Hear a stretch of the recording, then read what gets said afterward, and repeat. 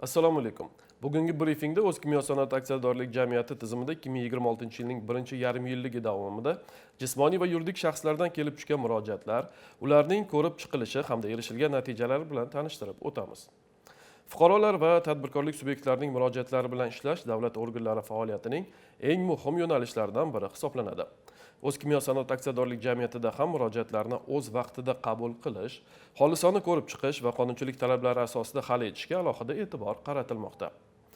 2026-yilning birinchi yarim yilligida O'zkimyosanoat aksiyadorlik jamiyati ijro apparati hamda tarmoq korxonalariga jami 1090 ta murojaat kelib tushdi. Shundan 452 tasi og'zaki, 326 tasi yozma, 312 tasi elektron shaklda qabul qilingan. Kelib tushgan murojaatlar qonunchilik talablari asosida o'z vaqtida ko'rib chiqilgan. Xususan, 570 ta murojaat egasiga huquqiy tushuntirish berish orqali hal etildi. 359 ta murojaat ijobiy hal qilindi. Bu ko'rsatkichlar murojaatlar bilan ishlash tizimi samaradorligini oshirish, fuqarolar bilan ochiq muloqotni ta'minlash hamda ularni qiynayotgan masalalarga amaliy yechim topish borasida olib borilayotgan ishlar natijasidir.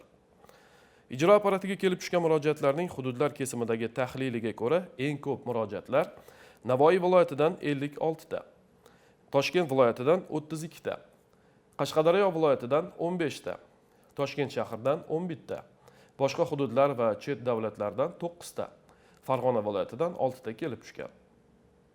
Murojaatlar mazmuni tahlil qilinganda asosiy masalalar ishga joylashish, mineral o'g'itlarni sotib olish, homiylik yordami ko'rsatish, hamkorlik qilish, mineral o'g'itlar eksporti va boshqa masalalardan iborat bo'ldi.